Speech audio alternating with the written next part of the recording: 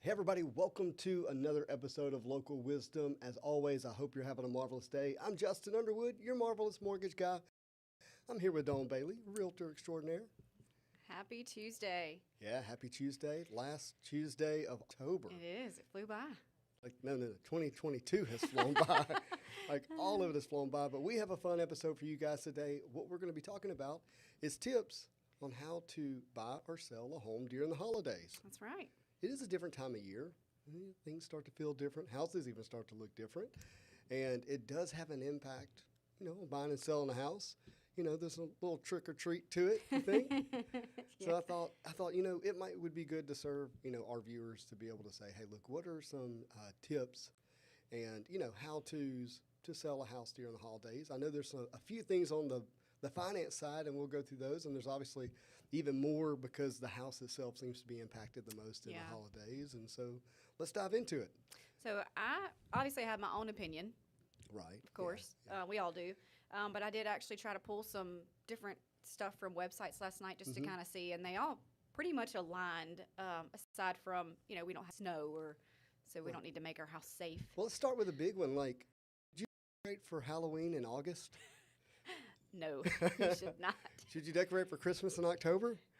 There was nothing that said no, but probably not quite. You think it has the wrong message? Wrong. Yeah. So when does the tree get to go up?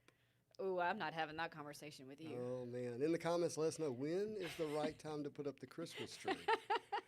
Is it at midnight on October 31st? I think I know. Brooke already has a tree up at her house. Is it a fall tree? Well, I did tell her to put some fall leaves on it because she still had spooky stuff with two big trees in the living room. And she has 20 Christmas trees for her house in general. Right. So she already has two up, but there's no Christmas decorations on them yet. Yeah, we definitely have a fall tree. I was standing in my living room on the phone with my boss. And I just all of a sudden became aware of how many pumpkins were in my peripheral. And I think I stopped at 62. Something crazy. So is that going overboard for the holidays if I wanted to sell my house right now? Probably if you wanted to sell your house, yes. If you're not selling, then pumpkin it up. Pumpkin. That's right. It has been pumpkin. That is for sure. And I'm pretty sure I get to help put all those up here pretty soon. Yeah. So. And I've seen your house, obviously, and your wife does decorate very tastefully for whatever holiday. So and hers would probably be okay, but I'm telling you, maybe a few less because it says to not be, not be cluttered. I was shocked. I was like, how am I not completely overwhelmed by how many are here? But they were certainly there. It was a lot of them. So done tastefully. In the finance world, if you're getting ready to buy a house, one of the things you're going to do is get pre-qualified, and generally. Well, not generally. At that stage, credit is pulled, okay? So a credit report for most lenders is good for about 120 days, 4 months, okay? Yeah. So people are like, hey, how long does my pre-qualification last? I'm like, well, until we have to introduce new information that could cause you to not be pre-qualified, okay? And generally the credit report is the big decider of that, and that's 120 days, right? Yeah. But here's what happens during the holidays that is a risk. The risk is you're standing in the checkout line, maybe it's Black Friday, and they're like, hey, would you like 15% off if you get one of our wonderful credit cards? And they look over and see this big buggy full of stuff and say, yes. I could save, 30, 40, 50 bucks, depending on how, maybe even more, maybe it's this thing's on sale, to go with it. And so the problem is you're making a financial decision at a register. And that's really I'm saying it that way because I want you to hear that that's not the best place to make financial decisions, right, at the cash register. And what'll happen is they're going to pull your credit, and you have added a debt. And that could cause some issues. Number one, if the credit has to be repulled, score could go down. Yeah. So that's a big deal. But you also may be adding a debt, which may change the debt-to-income ratio. So I would say during the holidays and you're shopping and you're being, propositioned at the register to get a discount, to maybe keep some cash in your pocket and pull out one of those cards, just know that you may be shopping yourself out of a house. So they really need to practice what they're teaching this week during Red Ribbon Week, which is just say no. Just say no. And I dare you, just say no. For sure. Yeah. Just say no if you want to say yes to the house during the holidays. Yeah. And you just know that that can have an impact.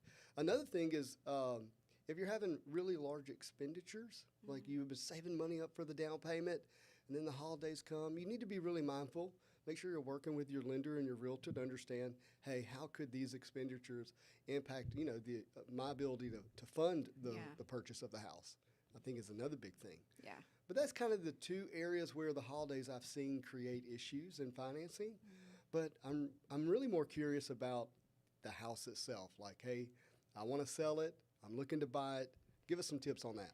So a lot of the places that I kind of went did go with my opinion. Yeah. The first one, of course, was clean, cozy, simple. Mm-hmm. So decorate for the holiday. Obviously, if it's Halloween, you don't want spider webs everywhere. Hey, whoa. Yeah. We like Spider-Man. I know. No, spider webs. No, Spider-Man in your toy room, whatever. Okay, gotcha. But spider webs, ghouly ghosts and just the big skeletons outside. Obviously, if you're trying to sell your home, decorate for fall instead of Halloween. Mm-hmm. Simple, clean. And then when you get into and they also said something about, the smells. You want, apple cider or Scentsies or essential oils, something like that going. Okay.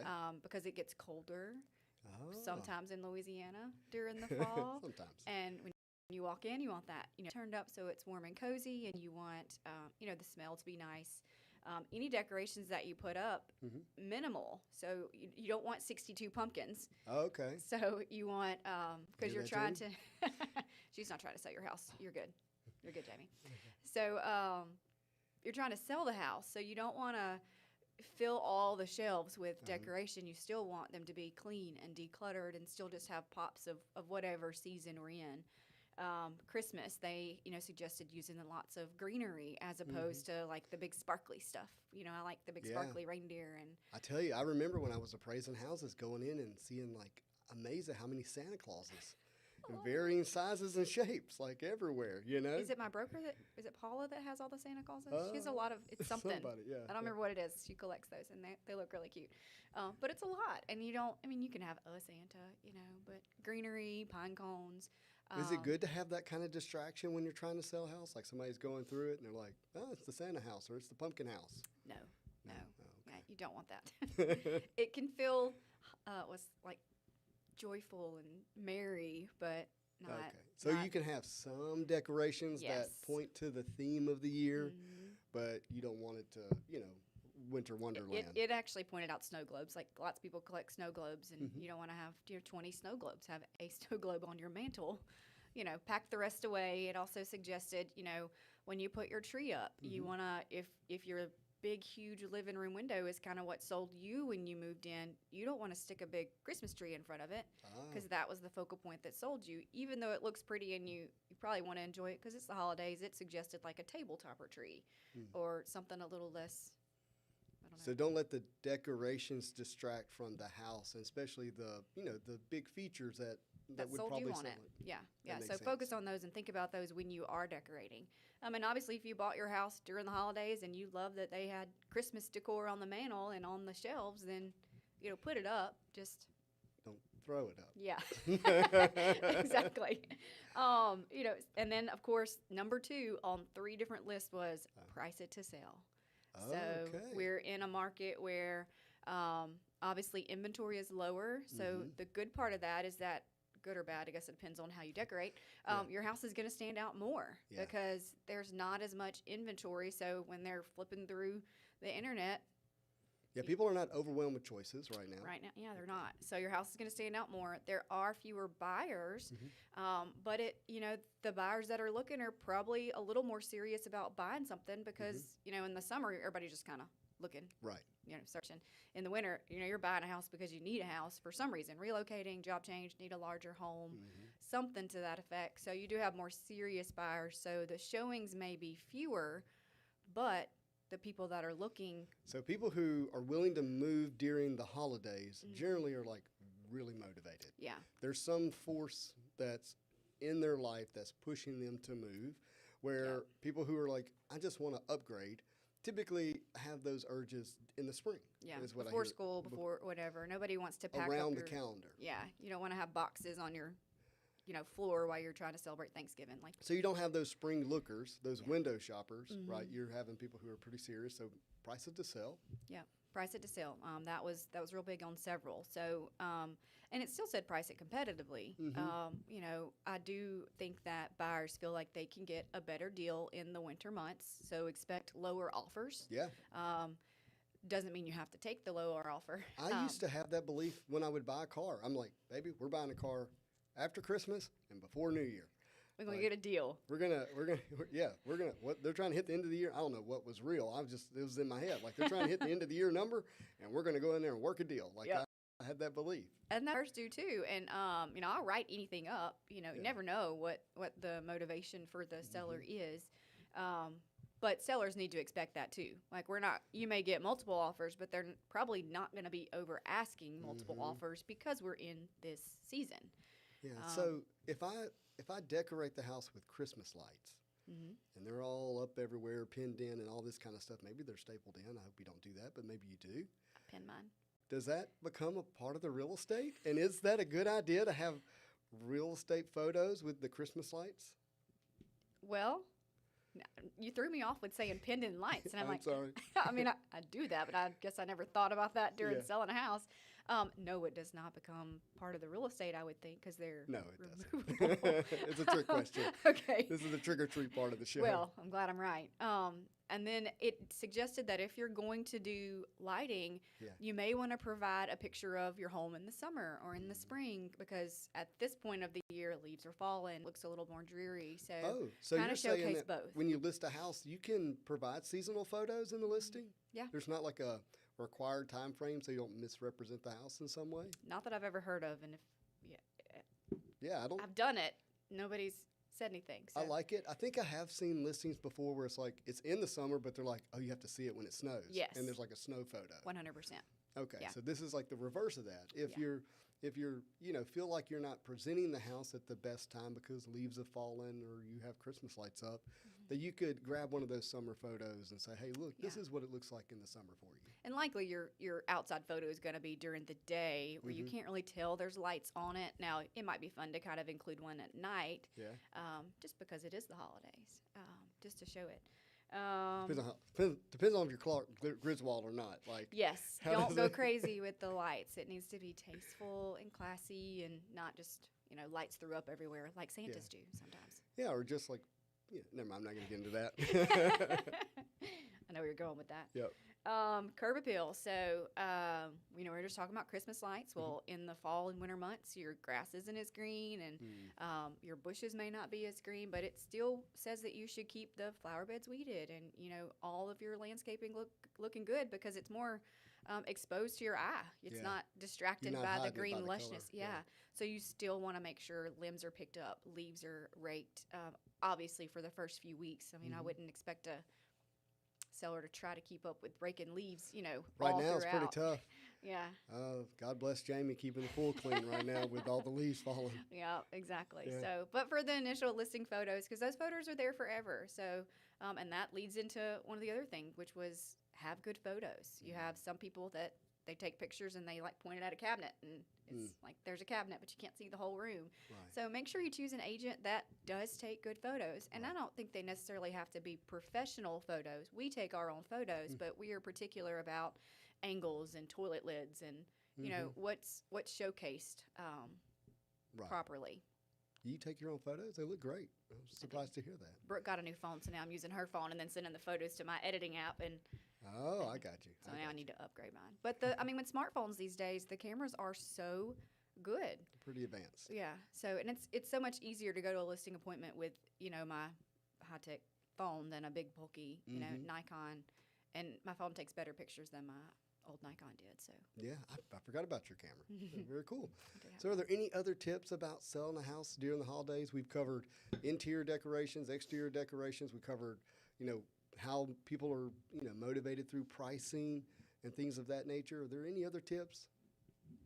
What about scheduling showings, even though you have family events and things that are going on? Yeah, one of the things it said was just to be flexible on showings and closing dates, and go into, if you're going to list a house, have that expectation that, somebody might not want a 30-day close. They may want a 45 or a 60-day, or, sometimes people take off work during the holidays and there may be last-minute showings. So, and we always try to suggest that sellers, be flexible anyway, but Mhm. especially during the holidays because Well, look, if you're a traveler, especially during the holidays, you might want to find somebody you trust and give them a power of attorney. That's easier on the selling side than the buyer side. The buyer has a lot of financial documents and that's a good idea. obligation. Yeah. So you want to make sure if you believe you're going to be traveling during the closing time, tell your lender as quickly as possible. Tell your realtor as quickly as possible. But it is, I'm using the word possible a lot. It is possible to buy a home and you're out of town. Like it Yeah. is possible. So you don't have to feel like your calendar is inflexible because of Yeah. the traveling. You can work that out. And with flexibility on appointments is we always tell people like you don't want to tell someone no because that person may be your buyer, and if you tell them no and they don't get to view your home on that day and they find another house, well, they don't know what they're missing because they didn't get to look at it, and now they've got a house, and you missed out on someone who could have potentially written You you an said offer. these are probably motivated buyers right now. Yeah, I mean we've swept floors, we've hid laundry, like Brooke and I have done it all just to make a showing happen. Like whatever we can do to get that person in there just to see the house because we don't want to say no. What I hear you saying is like, hey, we're busy this holiday season. I haven't had time to clean the house up, and they're like, well, let's figure out a way to make it and happen. we've done that. Yeah, well, that makes so sense. make beds, whatever.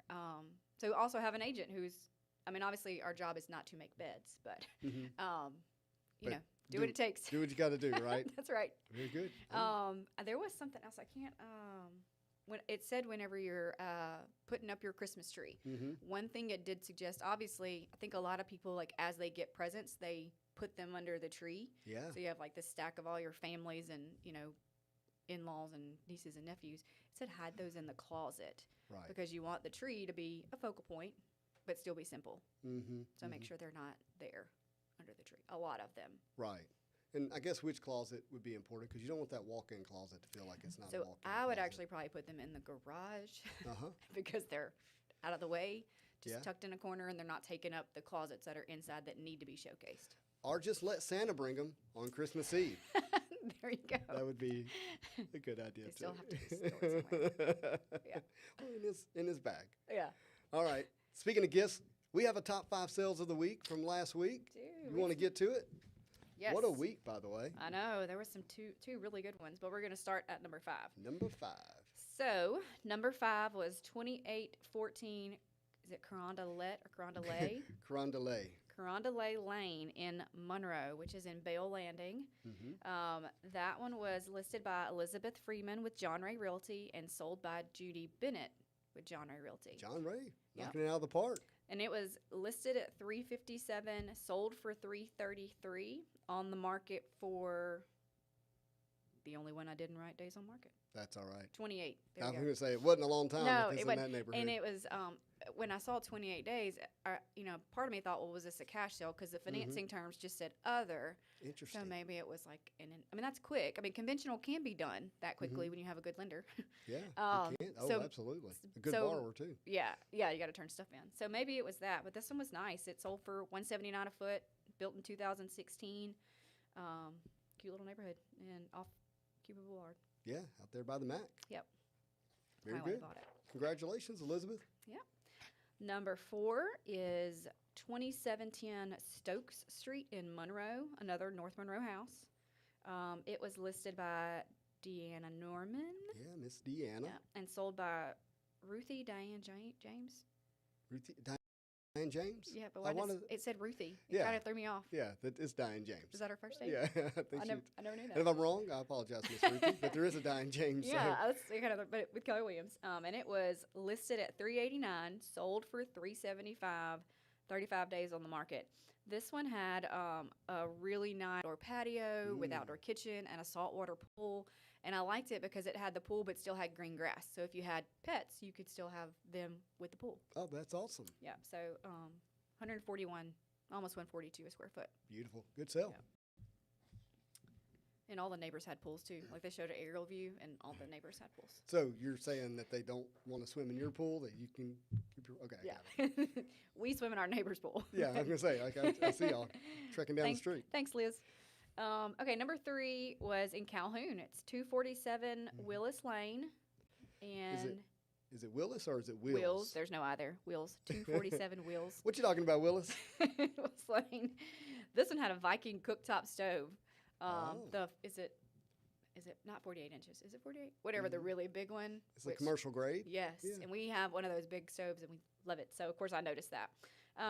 It was listed at $449.5, sold for $466, and so it was above list price. yes. And so I'm assuming that it had multiple offers. Yeah. And this one was on almost 4 acres, 3-bedroom, 2-bath, and it was pretty updated. It was some older updates, but they were still really nice updates. Okay. And it was listed by Barbara Thomas and sold by Michelle Evans. Oh, that's a powerhouse team right there. Did it have any like exterior amenities, like a shop or something? It had, I took that. It was on. No, it just had the acreage, and then part of it was fenced in. But I didn't see a shop. Okay. It was I think it had a 3-car garage though. Okay, there we go. Yeah.